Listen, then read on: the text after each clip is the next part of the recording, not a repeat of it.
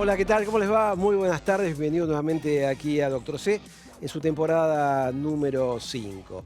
Algo que me llamó la atención hace pocos días fue una noticia en BBC Mundo acerca de lo que está pasando en Japón. Como título pondría yo La soledad mata, ¿no? Sucede que desde que comenzó el año hasta ahora, en Japón murieron 40.000 personas en soledad, en la más absoluta soledad, que se enteran a veces por un vecino que avisa que el señor o la señora va a salir de la casa, y de ello, de ese universo de 40.000 personas, digamos para tener una idea, ¿no? En Argentina mueren por año 40.000 personas a causa de muerte súbita, es un número muy impactante. De esas 40.000 personas, 4.000 los encuentran después de un mes y 130 los han encontrado después, inclusive se puede encontrar después de un año. Es un tema sumamente interesante porque Japón tiene una población de 125 millones de personas, de los cuales el 98% son japoneses. Y lo que sucede es que esta población va creciendo cada vez más en años, pero es una población que no crece demográficamente, donde la gente no tiene hijos o tiene muy poquitos hijos. Y esta población es la que más sobrevida, o sea, expectativa de vida al nacer tiene en el mundo.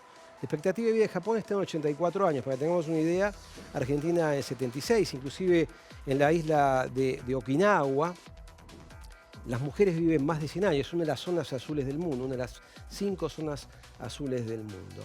Pero también, ¿qué está pasando en la Argentina, ¿no? Este fenómeno que vemos en Japón como algo muy alejado, y algo muy triste, por supuesto, también está pasando en Argentina, donde hace 50 años nacían 25 personas cada 1.000 personas. Nacían 25 nacidos vivos cada 1.000 habitantes. Esa cifra se ha reducido drásticamente y hoy se calcula que está entre 11 y 12 nacidos vivos cada 1.000 habitantes de la República Argentina, lo cual estamos viendo que la pirámide desciende. Ustedes dirán, bueno, ¿pero qué pasa con esto? Bueno, sucede que la gente mayor, de este universo que dije de 40.000 personas, el 70% tiene más de 65 años. Esas personas se retiran, quieren vivir una vida plena, porque una persona de 65, 70, 80 años se encuentra, inclusive más, se encuentra en buenas condiciones de salud, y esa persona no solamente quiere alimentarse, quiere sentarse y ver un poco de televisión, sino esa persona quiere recreación, necesita recreación después de haber trabajado tanto.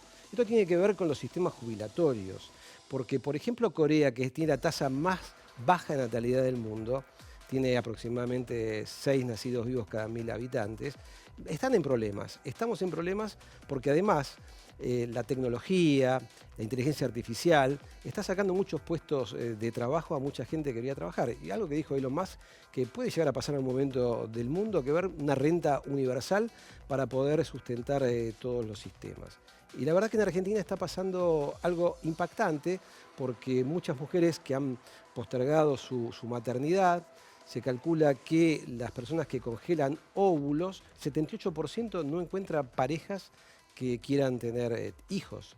Y dentro de mi especialidad, que es la urología, viene gente muy joven queriendo hacerse una vasectomía. Ustedes saben que por ley, a partir de 16 años, una persona puede decidir sin testigos, o sea, con testigos puede ser, o no, sin testigos, de realizarse una vasectomía y uno puede aconsejarlo, pero si la persona está decidida a hacer una vasectomía, la hace.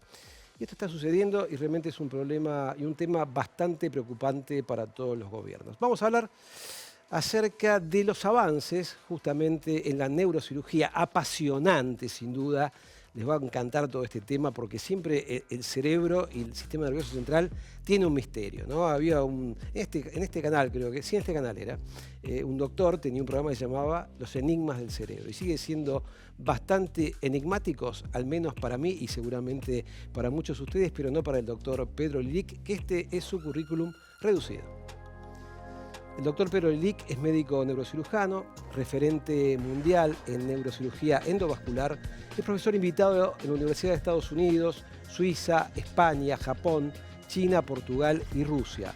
Autor de más de 200 publicaciones y trabajos de investigación y además es director general de ENERI, de la clínica La Sagrada Familia.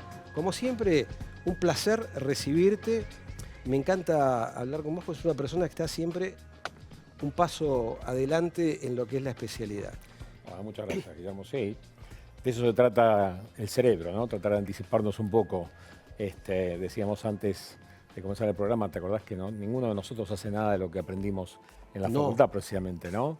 Pero sí, los avances han sido incesantes y seguimos conociendo poco el cerebro, pero estamos descubriendo mucho más últimamente, ¿no? Vos decís que se conoce poco el cerebro todavía. Todavía sí. Me quedo sí. impactado con lo que me decís, Sí, ¿no? claro, porque conocimos un montón en los últimos años, porque empezamos a simular el funcionamiento del cerebro, no solamente para tratar enfermos, sino para entender qué es lo que pasa con el cerebro. Y aparte hubo descubrimientos incesantes e innovaciones incesantes que tuvieron que ver mucho con el cerebro. Viste que las neurociencias explotaron. Sí, explotaron. ¿no? Explotaron. Es como que se puso de moda. Sí. Viste, hay especialidades que de golpe se ponen de moda, la neurociencia se ha puesto de Sí, moda. cuando la medicina pasa por ese tipo de las modas, Sí. ¿no? Pero las neurociencias están en el candelero, es la integración de varias especialidades, ¿no? Que convergen en el cerebro. Y por suerte nosotros en neurocirugía somos los efectores finales, digamos, ¿no? Los que vamos por el tratamiento quirúrgico. Claro. Y ahí recibimos los beneficios de todo esto, ¿no? Ha cambiado y cambia con una velocidad constante, ¿no? Imaginemos que tenemos acá una biblioteca de neurocirugía, hay muchísima cantidad de libros, grandes capítulos, pero yo quiero ir a uno que es bastante frecuente, que seguramente la gente lo ha escuchado mucho, batallamos bastante en los medios, vos sos una persona muy activa en todo esto y es una patología que también la ves en la práctica diaria que tiene que ver con el ACV. Se llama accidente cerebrovascular. ¿Está bien ese nombre o no?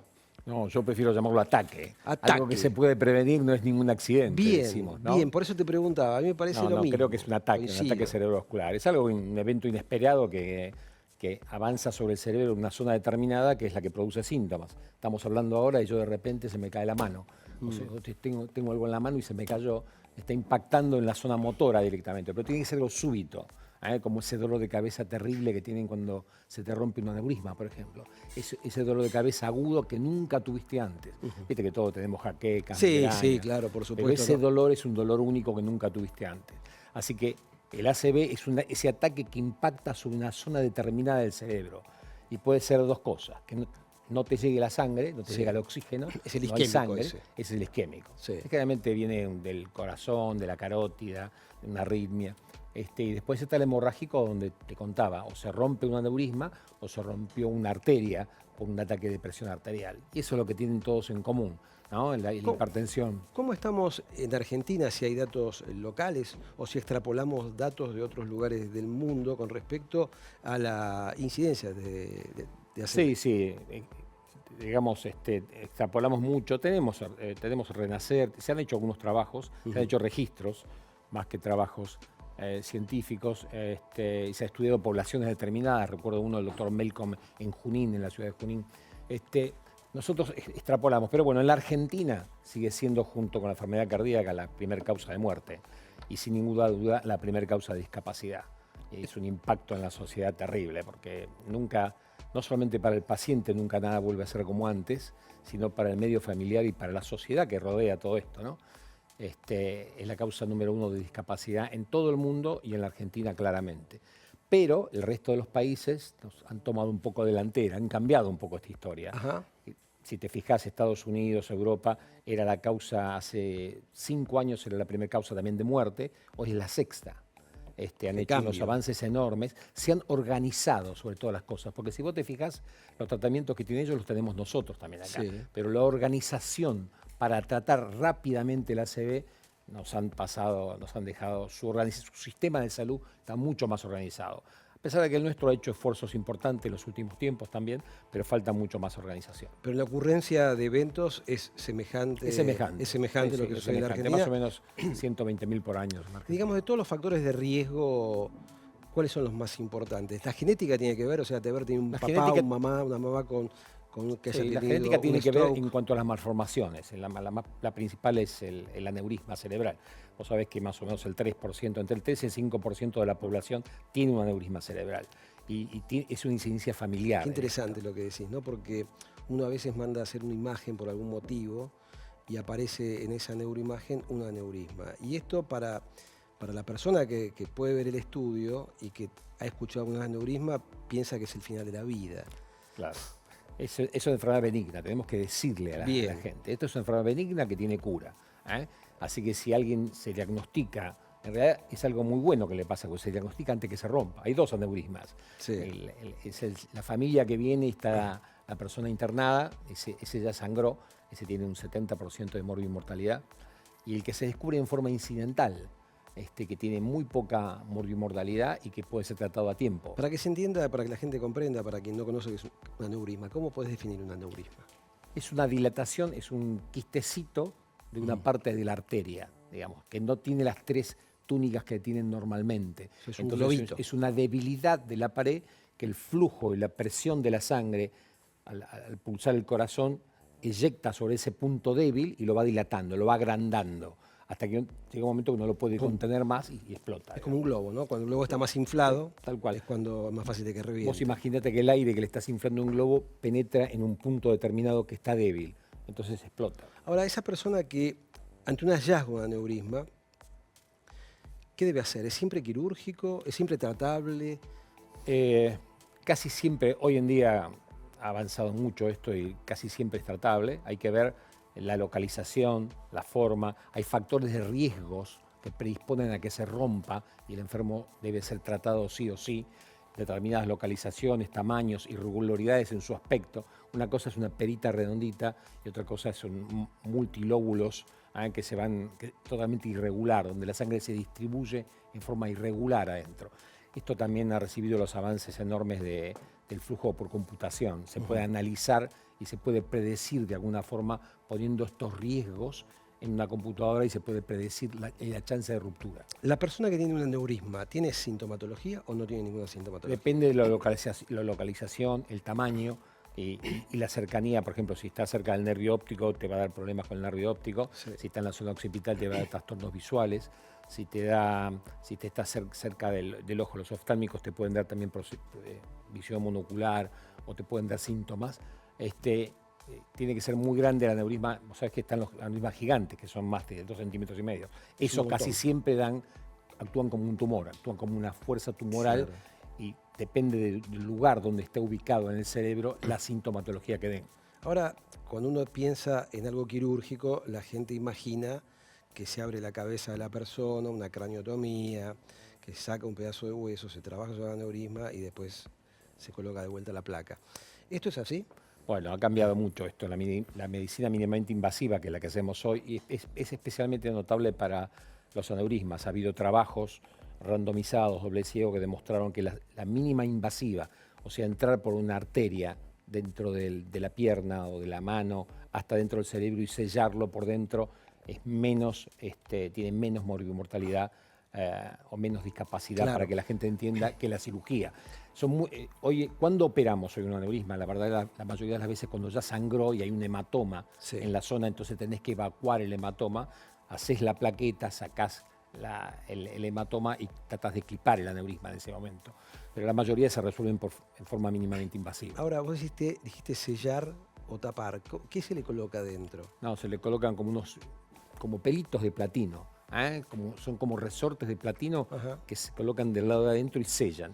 Eso, o si no hay cosas todavía más modernas como se llaman diversores de flujo. Es como un stent, para que entiendas, es como un conducto, pero que cubre más o menos entre el 30 y el 40% de la superficie de la arteria. Entonces bloquea el flujo hacia el aneurisma y permite el flujo hacia el cerebro, que lo necesitamos. Claro, es un poco parecido, pero a otro tamaño, por supuesto, que es un aneurisma de aorta abdominal. Claro, es parecido. Es parecido, como un encamisado, por así decirlo, para la persona que sabe de mecánica, como un encamisado del cilindro. El problema que tenemos en el cerebro es que tenemos las perforantes. Entonces tenemos que dejar un poco abierto para que pase el flujo, o la oftálmica, para que la gente no se quede ciega. Para eso, el diseño de estos dispositivos permite que pase la sangre a donde tiene que ir por una diferencia de gradiente de presiones, pase hacia el cerebro, pero no pasa hacia el aneurisma. Bloquea el flujo. Me parece buenísimo que cuentes esto porque muchas veces uno lee en algunos portales que dice sufrió un aneurisma. El aneurisma no es que uno lo sufre, sino que lo tiene. Sí, tal cual. Porque es algo que es congénito o puede ser adquirido. ¿Hay congénitos? ¿Ves frecuentemente? La persona más chica que has intervenido de un aneurisma. No, bueno, recién nacido. Yo cuando volví de Estados Unidos, yo trabajaba en Los Ángeles y operé chicos recién nacidos con aneurismas gigantes de la vena de Galeno, que es algo muy específico. que es una gran dilatación de una vena grande que está dentro del cerebro, que comprime todas las estructuras y a su vez causa una severa insuficiencia cardíaca. Entonces vos tenés que solucionarle el aneurisma para solucionarle el cerebro y solucionarle el corazón. Esos son los primeros casos que hice cuando vine de Estados Unidos hace un tiempo. Caso hipotético. Nos está viendo una persona ahora, imaginemos, la hija lo ve, le dice, papá, se te tuerce la boca, te cae la bebida que tomaste. ¿Qué hay que hacer cuando uno ve a una persona que está teniendo un evento que no es normal, como dijiste vos, dolor de cabeza, no un dolor de cabeza común, sino algo inusitado, o pierde la fuerza en un brazo, o empieza a ver doble, o no ve? ¿Qué hay que hacer? Rápidamente, quizás en ninguna otra parte de la economía, de la salud es tan importante como el cerebro. El tiempo es cerebro. Por minuto perdés 2 millones de neuronas y esperás. Claro, la gente dirá cuántas de 120 neuronas millones que tenés. Claro. Pero depende de la zona que las perdés también, ¿no? Claro, claro. Hay zonas que son más sensibles. No todos son malas noticias en esto. No. Vamos a la buena noticia. No, pero obviamente. rápidamente anda a la institución médica más cercana que tengas donde pueden mirar tu cerebro con una resonancia, con una tomografía. Porque lo único importante en ese momento es ver qué está pasando en el cerebro. Se rompió algo, tenés un coagulito, hay que evacuar el coágulo. ¿Sí? Pero si no, si se tapó algo, vos tenés que lisar el coágulo ese para que se restablezca el flujo. Claro. Así que eso se hace mirando adentro del cerebro. ¿La tasa de éxitos de eso es elevada? Sí, es muy elevada. Sí, más, digamos, antes había una tasa de éxito de un 5%, ahora tiene casi un 57%, un 60%. ¿Hospitales públicos tienen esta...? Sí, los hospitales públicos tienen unidades de stroke, que son unidades especializadas para tratar esto. Con mayor o menor complejidad. Hay algunos que tienen menor complejidad, otros que tienen mayor complejidad. En la Ciudad de Buenos Aires se trabajó bastante en esto. Bien, qué interesante. Dentro de tu actividad académica, estamos ahora frente a un evento importante, un congreso importante, que es este que estamos viendo ahí, el CIMI 2024. ¿De qué se trata esto? Contame. Bueno, vamos a revisar todo lo actual, lo que estamos hablando, cómo han impactado los últimos trials en esto que decimos, qué es mejor hacer la tomografía, hacer la resonancia, hacer los dos. Hoy en día ni siquiera hacemos la tomografía porque el enfermo entra y va derecho a la sala de angiografía. Claro. El tomógrafo, el angiógrafo hace tomografía. Entonces es el salva diagnóstico y tiempo por tratamiento. todos lados.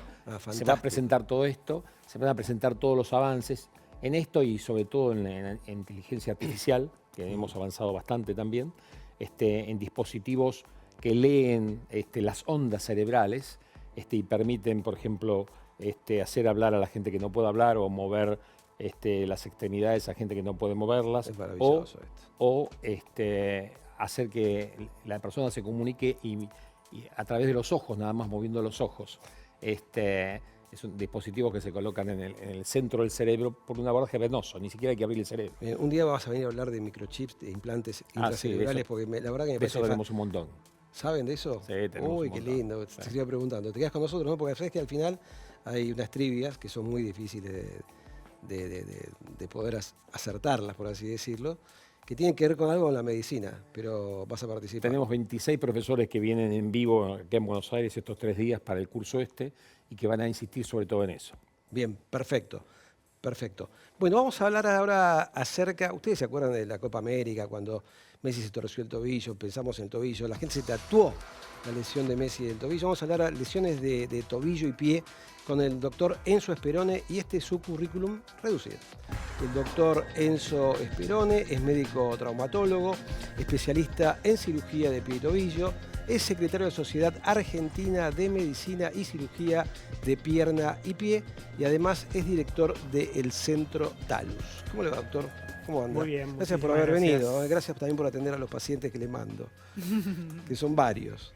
Es común la lesión de pie, ¿no? Es común, es muy amplio el abanico de presentaciones lesionales, desde traumáticas y no traumáticas. Y junto con el crecimiento, el desarrollo de la especialidad, vemos cada vez más consultas y cuadros dolorosos. Sí. Yo no quiero hablar del pie de Messi porque ya hablaron todos y yo hablé también en su momento del tobillo de Messi que quedó bastante inflamado. Ya volvió a jugar, creo, ahora, ¿no? Estuvo jugando, me parece. Volvió después de un mes y pico. Sí, pero no está convocado ahora para la fecha oficial de FIFA. Ah, bien, pero bien. Está en su reincorporación deportiva. Una de las cosas más comunes que uno visualiza a veces, sobre todo en las mujeres, porque usan el pie con sandalias y se ve el pie descalzo, nosotros los hombres en general estamos con los pies cubiertos, son los juanetes. Los juanetes que uno piensa que es un tema netamente estético. Después vamos a ver una foto ahí, alguna famosa con algún juanete. ¿El juanete es un tema netamente estético o es un tema que tiene estético y una connotación también patológica? No es absolutamente estético y tiene claramente una connotación anatómica y funcional y que influye en la biomecánica, en la presentación sintomática con dolor. Sí, sí, no es estético. Bien, ¿nos puedes explicar qué es el juanete? Sí, claro. Vos ahí trajiste un sí, pie. ¿a dónde? Ahí se ve. Ahí, El ahí se ve juanete bien, es una se ve bien. deformidad del dedo gordo Sí. que se desvía hacia afuera y genera un bulto Claro, o una la gente, prominencia. pues si es hacia afuera, la gente piensa que es hacia adentro. Dice, afuera sería para allá la gente, pero lo común es hacia. Este es un pie y acá está el otro. Claro. O sea, es hacia el lado de afuera, Perfecto. el borde externo del pie. Perfecto. Genera deformidad en el dedo gordo, que el dedo gordo se llama hallux, por eso el juanete se llama hallux valgus. Eso describe el sentido de la desviación del dedo y un bulto del lado interno. El bulto es del lado interno, la desviación del dedo hacia el lado externo. Y eso genera, perdóname Guillermo, Sí. dolor local, deformidad que se puede asociar o no a disconfort estético y puede después traer en su progresión deformidad en los dedos más chicos o dedos menores y en el ¿Es un metatarso. pie patológico este? Este es un pie O sea, patológico. tiene Este juanete. tiene juanete o hallux valgus, tiene dedo en martillo en el Es el segundo. dedo así. Exacto, en este caso el segundo, que es el que más comúnmente se compromete, y se asocian a deformidad en el metatarso, en la planta, que genera dolor en el apoyo. ¿Esto genera callosidades? Genera callosidades en la planta, En la planta del pie. disconfort para la marcha, para calzarse. ¿Cuáles son las causas de juanete? Yo pienso a veces, ¿no? Digo, a veces las mujeres usan zapatos tipo estileto, y si uno mira el zapato en realidad es totalmente antianatómico. Mi zapato, por ejemplo, acá es así, y el pie normalmente es así. Exacto. Hicimos mal las cosas, ¿no? Y lo Sí. seguimos haciendo mal, porque uno mira Sí. películas del 1800 del Far West y tenemos zapatos que tenemos ahora, una locura. Es así. No hay que culpar al calzado como causa o origen, ¿no? El origen No es la única causa, pero es una causa. El origen es multifactorial Bien. y principalmente cuestiones genéticas, anatómicas, hereditarias son los principales factores. El calzado, algunas disciplinas son condicionantes o contribuyentes. Vos, la edad de una persona más chica que la viste con hallux valgus. El hallux valgus puede aparecer en la infancia, en En la la infancia. juventud, en la adultez, sí. En ese caso no se los opera, se tiende a esperar al desarrollo, la maduración del esqueleto y demás, pero puede ocurrir. El Bien. más común es el de la adultez. Bien, ¿y qué pasa con estos dedos? Porque yo me imagino que esto va empujando todos los dedos para acá. Claro, ahí puede influir el tipo de calzado que vos bien describías, que favorece al desarrollo, a la progresión de la enfermedad. Se van deformando los dedos y eso genera disconfort por roce o fricción con el calzado cerrado, que es el que más condiciona a la mujer, Claro. habitualmente. El varón lo tolera mucho más cómodo. ¿Y quién tiene más hallux valgus, más juanete, la mujer o el La hombre? mujer. La mujer. Uno ve a veces acá en el teléfono dispositivos que le da rosca y te pone derecho el dedo y te queda bárbaro. ¿Esto es, como se dice vulgarmente, es zaraza o es una cosa que es real? No es real. O sea, Perdón la palabra, ¿no? Pero- existen y aparecen publicaciones, pero está demostrado científicamente que no dan un alivio.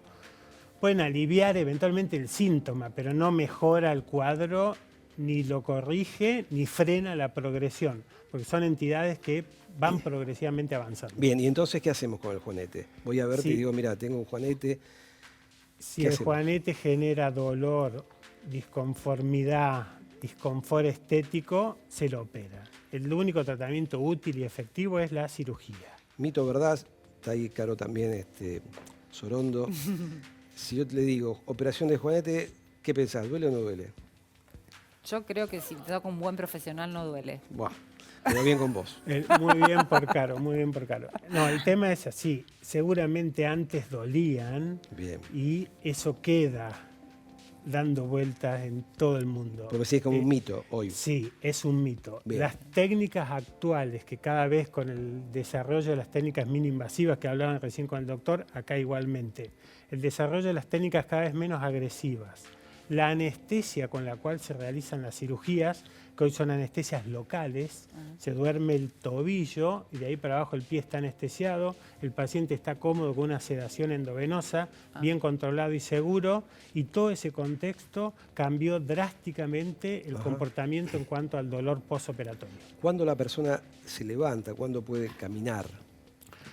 El mismo día de la cirugía puede apoyar. Puede apoyar. Sí, con cuidados postoperatorios indicamos por 3 semanas, en promedio 3 a 4 semanas, un zapato postoperatorio específico, pero puede apoyar de entrada, no hace falta bastón, muleta, yeso, silla de ruedas, nada. ¿Se colocan clavitos, placas o no se colocan nada? Depende de las magnitudes de alus valgus, severos, moderados o graves. Hay distintas técnicas, son infinitas las técnicas de corrección. Tantas Muchas, técnicas. muchas.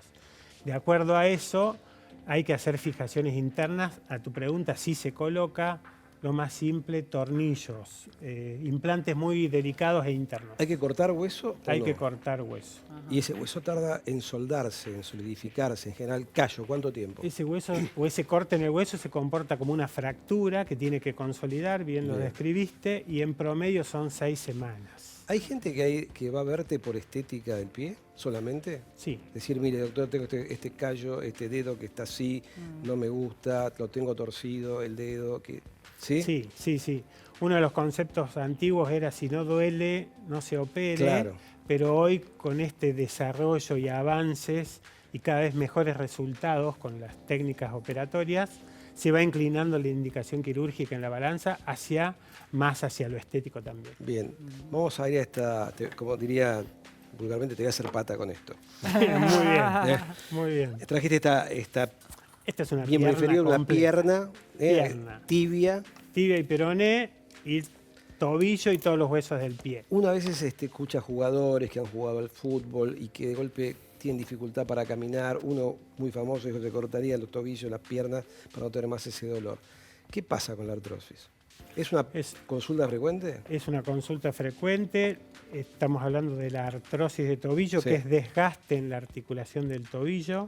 Y hay dos principales causas o grupos, que uno es la artrosis del añoso, la asociada a causas genéticas propias de cada individuo, y otra es la artrosis postraumática, que esa es la más común, secundario a traumatismos previos, fracturas, esguinces, torceduras, O sea, infiltraciones, deportes de impacto. Y la persona que, por ejemplo, ha jugado mucho al fútbol, ha hecho un deporte, bueno, vos jugás al básquet, pero que hace mucho deporte, que es una profesión, ¿tiene posibilidad mayor de tener una artrosis de tobillo? Sí, porque es una articulación de carga. Bien, interesante. ¿Qué haces? Porque en cadera, artrosis, reemplazo de cadera, la persona dice, ¿por qué no me operé antes? ¿Qué pasa con el tobillo? La gente tiene miedo al En el tobillo. tobillo en los últimos años, por suerte, ha avanzado mucho las opciones terapéuticas. ¿Qué se hace? Antes era un extremo simple, medicación sintomática y Sí. fisioterapia, y el otro extremo, artrosis avanzadas severas, fusión o fijación, se llama artrodesis. Sí. Y hoy en día, por suerte, existen opciones mucho menos agresivas que consiguen mantenerle la movilidad al tobillo, y ahí incluimos desde terapias biológicas actuales, Sí. ejemplo, infiltraciones de plasma rico en plaqueta o medicamentos para proteger y nutrir al cartílago. Ácido hialurónico. Ácido hialurónico, por ejemplo, combinaciones de ellos de acuerdo a las magnitudes de afectación y demás. ¿Y esto tiene evidencia científica? Sí, Sí, está Sí. sustentado. sí, sin dudas. Y hoy también se apoyan estas técnicas en, por ejemplo, procedimientos ecoguiados. En el tobillo es fácil hacerlo sin una guía ecográfica para el que tiene experiencia, pero a veces es útil las ecografías o las infiltraciones guiadas con la ecografía. ¿Esto se hace en consultorio, en quirófano, sala especial o no? Se puede hacer simplemente en un consultorio, procedimientos de consulta ambulatorio y se van caminando, o a veces si uno necesita de un apoyo anestésico, de un apoyo estructural, lo puede hacer en un quirófano. ¿Podés explicar cómo se obtiene el plasma rico en plaquetas Sí, rápidamente? El plasma rico en plaquetas es un producto propio de cada individuo, que es sangre que se obtiene en el mismo momento. Un extraccionista de sangre extrae la cantidad que uno necesita, se centrifuga por un equipo especial y de ese centrifugado se extrae el plasma rico en plaquetas, que es el producto que más se utiliza. y ese producto se lo prepara, se lo activa en el momento, esto dura minutos y el extraccionista o el técnico se lo entrega al traumatólogo o al cirujano listo para ser aplicado. ¿Se puede aplicar conjuntamente con algún otro producto, por ejemplo, ácido hialurónico? Sí, Y si la persona tiene algún grado de inflamación, ¿se puede colocar también con un corticoide? No se utiliza asociado a un corticoide. ¿Se utiliza o no? Pero no se No se utiliza. Sí se le da el manejo medicamentoso para el control de la inflamación. Bien, no funcionó, porque no todo funciona, bien. ¿no? Imaginemos que no funcionó. No sé cuál es la tasa de éxito que tiene o tasa de alivio. ¿Se regenera cartílago o no? No se regenera. Los que hacen estas infiltraciones, estas terapias, mejoran las condiciones locales para que esté mejor el tobillo y se lo mantenga lo más saludable posible en el tiempo para eventualmente retrasar la indicación de los demás procedimientos más agresivos. Bien, no funcionó. Más agresivo, ¿qué tenés que hacer ahí? Tenemos, antes de la fusión articular, prótesis, por ejemplo, como vos hablabas de algún futbolista, y antes de las prótesis, procedimientos que buscan alinear al tobillo. Cuando la artrosis se asocia a desejes, a deformidades, uno haciendo correcciones, osteotomías en el hueso, cortes en el hueso, sí. perdón, correcciones por encima del tobillo o por debajo, al alinearlo mejora el eje de carga y disminuye la sobrecarga en el cartílago afectado. Y esto retrasa en el tiempo lo que hablamos antes, las demás cirugías. Y si no, las prótesis de tobillo. Vos me decís, hay un reemplazo de tobillo. Hay un reemplazo de tobillo que en los últimos años ha progresado sus diseños y está dando muy buenos resultados. ¿Qué se coloca acá, en esta zona de la tibia? Se reemplazan ambas superficies. Las carillas. La de la tibia y la del astrágalo. Exacto. Como sé. Muy bien. Te dije bien, bueno. Gracias, Te No, quedás con nosotros también. Tenemos nada. las trivias, el doctor Lili que está, el doctor Esperón también está. Vamos a una pequeña tanda y enseguida volvemos. Vamos a hablar acerca de la crisis y la ansiedad. Cómo vivir en esta época con poca ansiedad, con tanta crisis financiera. No se vaya.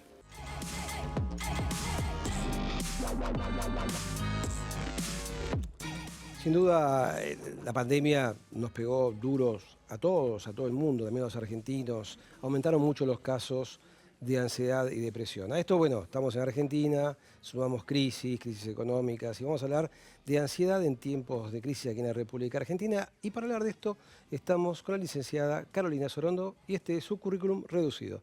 Licenciada Sorondo es licenciada justamente en psicología, es comunicadora, ustedes la conocerán de los medios, y además mentora y docente. Bueno, un placer tenerte acá. Gracias. Nos conocimos hace unos años allí en América, no en América, el continente, sino en otro canal. Y también América. hemos estado en radio juntos. Un placer volver a estar acá. Es verdad. Y con estos grandes profesionales. Estoy aprendiendo un montón. Por supuesto, yo también aprendo. Un placer. A mí me encanta invitarlos porque aprendo un montón Sí, de todos ustedes. Claro. Sí. Maravilloso. Bueno, recién me escuchaste que Sí. la época de pandemia afectó al mundo, la gente empezó a consumir más psicofármacos. Sí. En Argentina aumentaron mucho los casos de ansiedad y también se agudizaron los casos de depresión. Sí. Ahora, bueno, Argentina vivimos permanentemente en crisis. Recién hablaba con el doctor Lili, que hablábamos de la década del 30, del 40, bueno, en fin. Sí. Y ahora estamos en una crisis también en el medio, digamos. Estamos en el medio del océano. Llegamos a tierra o nos quedamos acá en medio del océano y nos hundimos. Eso genera incertidumbre. Sí. Vos tenés algunos tips para esta época y yo creo que a la gente le va a interesar qué podemos hacer Sí. en esta época de crisis con la ansiedad. Sí, ya me conocés, Guise, que me gusta hablarle fácil a las personas. Estamos viviendo una época de incertidumbre, no solo en Argentina, sino en el mundo. Entonces, lo primero que tenemos que aceptar es que existe la incertidumbre y aceptarla como tal, digamos, que es parte de la vida. ¿Qué implica esto? Que no podemos controlar todo, No. ¿sí? Por lo cual eso baja los niveles de estrés, cuando yo sé que hay cosas que no puedo controlar, ¿sí? La naturaleza humana intenta controlar todo, pero no es normal. Hay dos formas de pararse frente a la incertidumbre. O la rechazo o la acepto. Si la rechazo, entran en las emociones que nosotros llamamos en psicología emociones disfuncionales, que son el resentimiento, la resignación, digamos, el enojo, la furia, todas emociones negativas. En cambio, si yo entro en la aceptación de la incertidumbre, entro en estados emocionales que llamamos funcionales. Aceptación, paz, Pero vos decís, claro, incertidumbre y puedo sentir paz. Sí, porque desde mí, a pesar de, puedo gestionar algunas cuestiones que están bajo mi gestión o mi control. Pero hay otras que no, pero eso me da paz y me da calma y me da tranquilidad. ¿Por qué? Porque no me opongo a lo que acontece. O sea, que si yo lo primero que hago es aceptar que existe la incertidumbre, que no puedo controlar todo, bajan los niveles de ansiedad. Ese es el primer tip, ¿sí? ¿No es fácil? Sí, no es fácil. Voy a decir que hay que necesitar a veces ayuda de un profesional porque los niveles de ansiedad son diferentes. Recién Guille hablaba muy bien que subieron los niveles de ansiedad y hay distintos tipos de ansiedades. Hablamos en otro capítulo de eso. Pero voy a otro tip que tiene que ver con hacer foco en el presente. Hoy se habla mucho de técnicas, que lo habrán escuchado hablar, de técnicas que tienen que ver con la respiración. Una técnica muy conocida se llama mindfulness, que viene de Estados Unidos, pero les hablo fácil. Es sentarse un ratito a respirar profundo. Manos en el pecho, respirar profundo, ¿sí? Hacer alguna actividad que tenga que ver con el estar centrado. A mí me gusta hablar de cómo haces para caminar por la 9 de julio y estar tranquilo. Bueno, usá la técnica del centrado, cualquier cosa me escribís por Instagram y te explico cómo es. O sea, hoy necesitamos estar en el presente y para eso hay técnicas. ¿Cómo hay que respirar? Hay que respirar profundo, ¿sí? Manos en el pecho, profundo, manos en la panza, ¿sí? Y por lo menos hacer 4 respiraciones, mantengo, y 4 exhalo. O sea, 4 inspiro, 4 mantengo y 4 exhalo. Eso con 3 minutos calma el nivel de pensamiento. O sea, no desaparecen los pensamientos, sino que calma y genera nuevas conexiones neuronales. Hay como un nuevo circuito que uno empieza a acostumbrar al cerebro a calmar. Entonces vos seguís el día de manera más calma, como el movimiento de un río, que es el movimiento en calma. Eso es lo que les enseño a las personas que yo acompaño. Bien, un tema tiene que ver con ordenarse, ¿no? Con Sí. establecer rutinas. ¿Establecer rutinas para qué? Porque como la naturaleza humana busca tener control, cuando uno tiene rutinas establecidas en cuanto a descanso, trabajo y parte recreativa, eso da una sensación de control y una sensación de que estoy cómodo, digamos, ¿sí? Por lo cual es importante. Después de la pandemia, mucha gente trabaja de manera híbrida, se llama. Vos que me estás viendo seguramente decís, es verdad, sí, yo trabajo mitad presencial en mi casa, mitad en computadora y voy al trabajo, ¿sí? Bueno, ¿qué es lo que pasó con esto? Esto hizo que cuando estemos en casa ya no sabemos en qué momento estamos trabajando y en qué momento estamos relajando. ¿Por qué? Porque a veces hay gente que no paraba para almorzar mientras estaba trabajando en su casa. Esto lo generó la pandemia, pero sigue pasando al día de hoy. Doy fe porque atiendo a personas que esto lo estamos trabajando. Entonces, ¿qué hacemos? Tenés que poner horarios. Hoy existe esto y esto puede ser beneficioso si vos lo sabés usar. La comunicación. No, la comunicación no, usar la tecnología. ¿A Sí. qué me refiero? Si vos estableces una rutina y estás en tu casa trabajando y de pronto no fuiste ni paraste para ir al baño, ¿sí? No paraste para comer. Te pones el despertador y cada 30 minutos que suena el despertador te das un espacio para o respirar, o tomar agua, o salir y dar una vuelta. Lo mismo podés hacer en tu lugar de trabajo. Yo siempre les digo a las personas, nadie te pone un arma para estar sentado y no ir al baño y estar trabajando 8 horas sentado en el trabajo. Entonces, el celular a veces sirve para ayudarte a cortar y tener unas rutinas que tengan que ver con lo saludable. Bien, ¿sí? lo bueno que hasta ahora dijiste cosas que se pueden hacer, que son realizables, que no requieren dinero para hacerla, porque si hay gente que está en crisis justamente dice no puedo hacerlo porque estoy en crisis. No, nada. Otra Vamos cosa con otro tip. importante que es el poder comunicarse, el poder expresar las emociones, ¿sí? Con amigos, con familiares, o en el peor de los casos con un profesional si tu nivel de ansiedad es demasiado alto. ¿Por qué es importante expresar las emociones? Porque el poner en palabras ya hace que la carga emocional salga para afuera. Hay una canción que dice, hay que sacarlo todo afuera para que nazcan cosas nuevas, ¿no? Sí, que claro. la cantaba Mercedes Sosa, ¿no? Sí, ¿Quién creo que cantaba sí. esta canción? No, Y es muy cierto. Es muy importante lo que decís, es un problema de la época, tiene que ver con lo que hablamos al principio, es estar en contacto con personas que realmente tengan vínculo importante, ¿no? Gente con la que uno puede contar.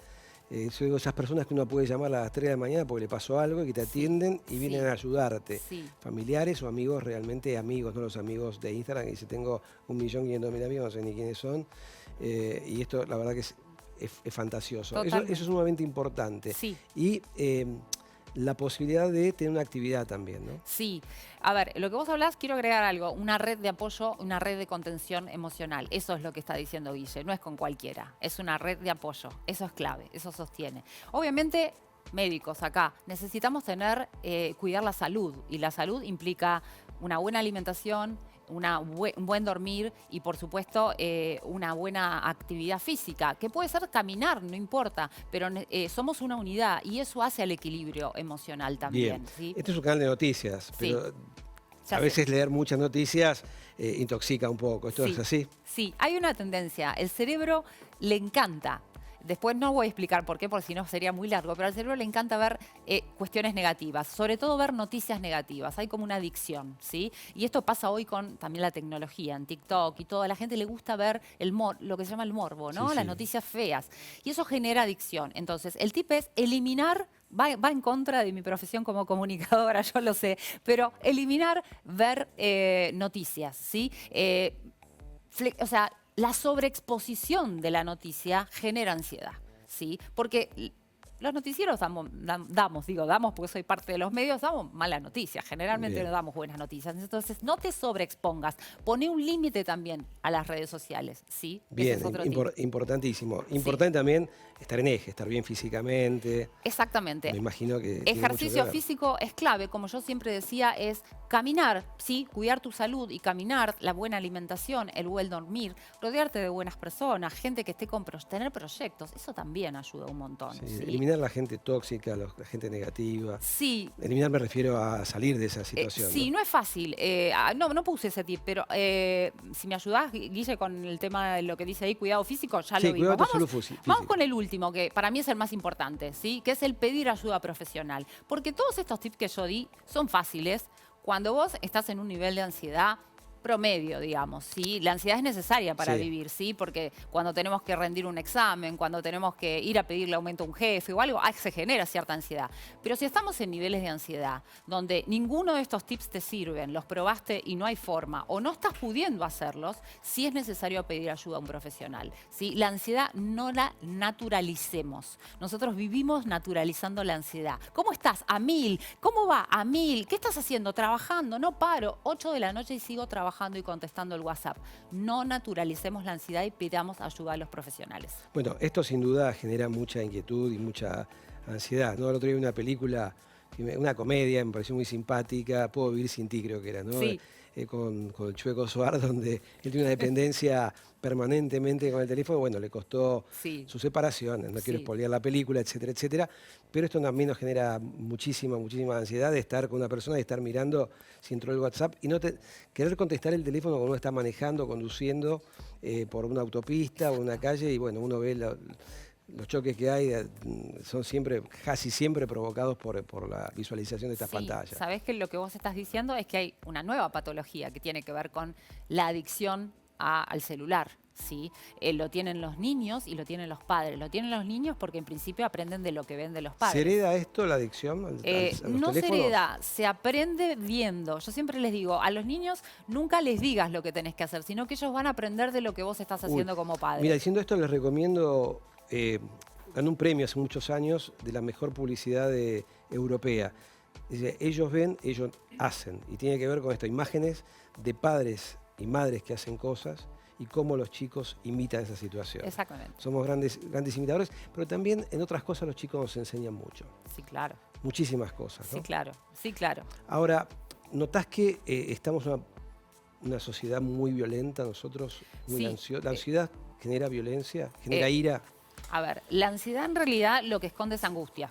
Sí, atrás de la ansiedad y angustia, por eso digo que hay niveles de ansiedad, ¿sí? Podemos llegar a los ataques de pánico. Y en realidad lo que trae de fondo es angustia. Y también esconde depresión, vos hablabas de los niveles de depresión. Por eso digo, no naturalicemos la ansiedad porque hay grados de ansiedad. Y a veces en realidad lo que es, pareciera estoy ansioso, en realidad es estoy angustiado o estoy deprimido. Por eso hay que consultar a un profesional. Y sí, vivimos en un mundo, no solo en Argentina, violento. ¿Y la violencia qué genera?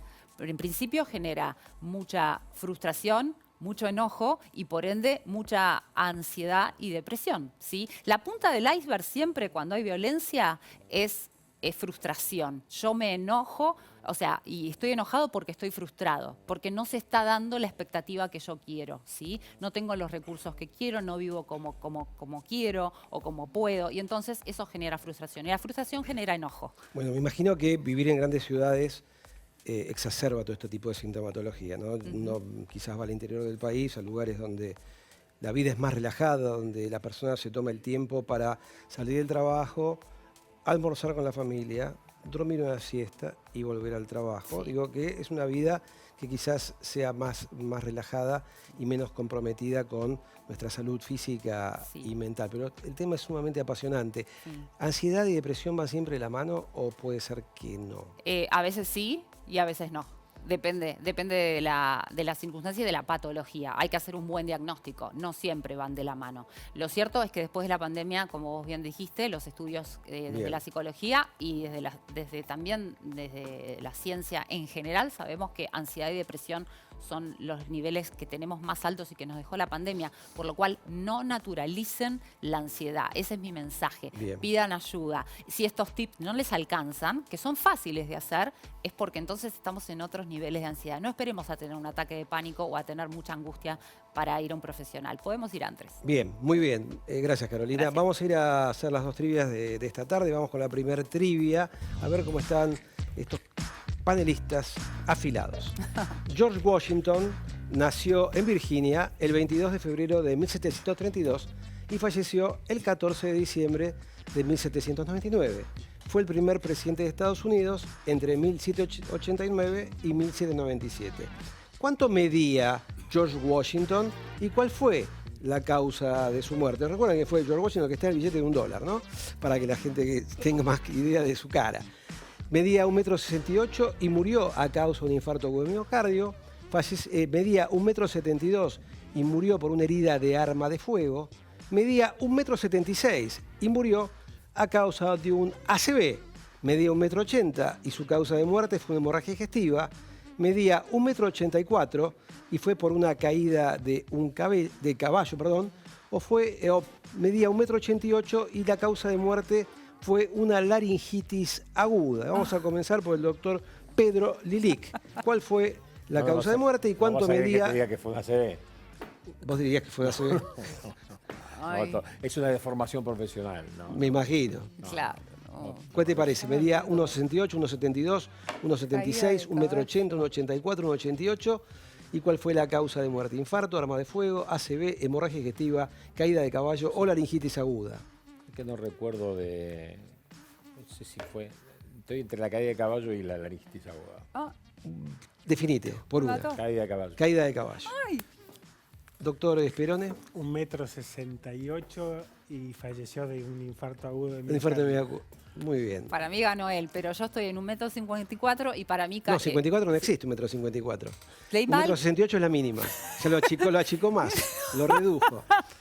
Bueno, 1,68, 1,72. caída de caballo igual. Caída de lo más caballo, importante, igual que el doctor no- Pedro Lic. Sí. Usted yo- se copia porque el doctor Lic es una eminencia, pero en esto estuvo muy cerca, pero eligió la laringitis. respuesta incorrecta Ay, y a vamos ver. con la respuesta A ver. correcta de ¿Cuál la es? tarde.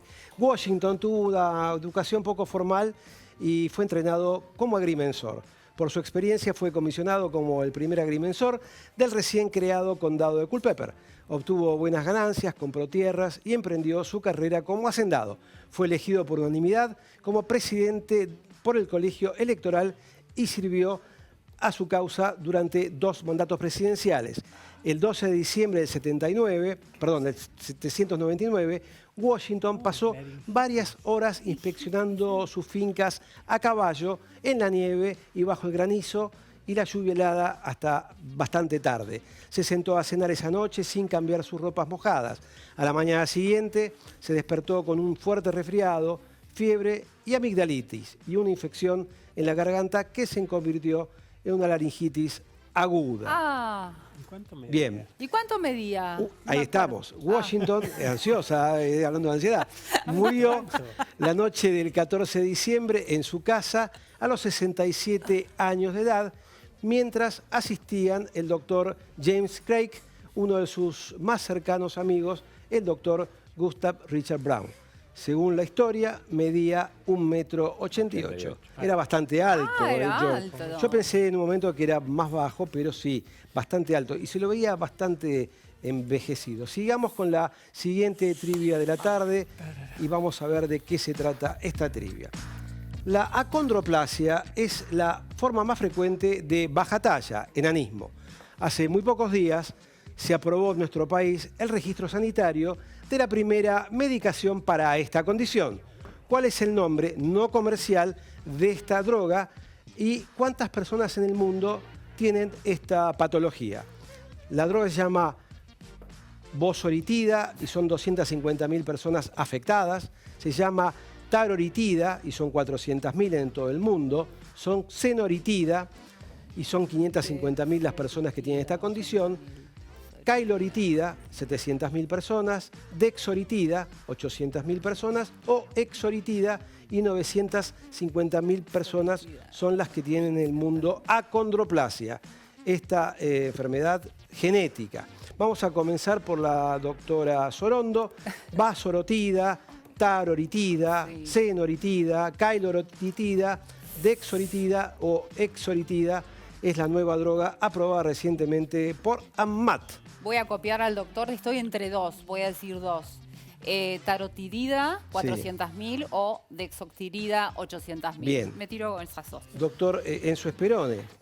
Yo me juego por 800.000 individuos y la droga la dexoritida. Bien. El doctor Lilic. Iba a jugarme por esa hasta. ¿También? Sí, me Sí. he jugado por Dexo. Sí. Dexo, bueno, A ver. le digo que han fracasado ¡Ay, nuevamente. no! Y vamos con la respuesta correcta de esta tarde. La Administración Nacional de Medicamentos, Alimentos y Tecnología Médica, conocida como ANMAT, aprobó la inscripción de bosoritida en el registro de especialidades medicinales para el tratamiento de pacientes con acondroplasia desde los 4 meses de vida. La acondroplasia es una enfermedad genética que impacta directamente en el crecimiento de la mayoría de los huesos del cuerpo y ocasiona baja talla desproporcionada. Según estadísticas internacionales, hay en el mundo alrededor de 250.000 personas con acondroplasia. La aprobación de bosoritida es una muy buena noticia para la comunidad de pacientes, expresó la doctora Andrea Fraschina, presidente y fundadora de la Asociación Civil Acondroplasia Argentina llamada ACONAR. Más del 80% de las personas con acondroplasia tienen progenitores con una estatura promedio y su enfermedad surge de una alteración genética que se produce por primera vez en la familia. La acondroplasia presenta rasgos distintivos como baja estatura, con brazos y dedos cortos, piernas cortas y arqueadas, curvatura en la región lumbar en la columna, cabeza más grande, se llama macrocefalia, frente prominente, puente nasal plano, otitis del oído medio frecuente, debilidad muscular y retraso en la marcha en otros hitos del desarrollo. Vemos algunas imágenes de la persona característica que tiene esta condición llamada acondroplasia. Bueno, ¿ha pasado bien? Muy bien. Muy bien. Te saludo, Muy bien. Pedro. Placer. Gracias por venir. favor. Te saludo, doctor Sperone. Muchísimas Gracias por venir. Muchas gracias. Licenciada, un placer. Igualmente. Y como siempre, nos vemos aquí en Doctor C. Lo espero los sábados. Chao.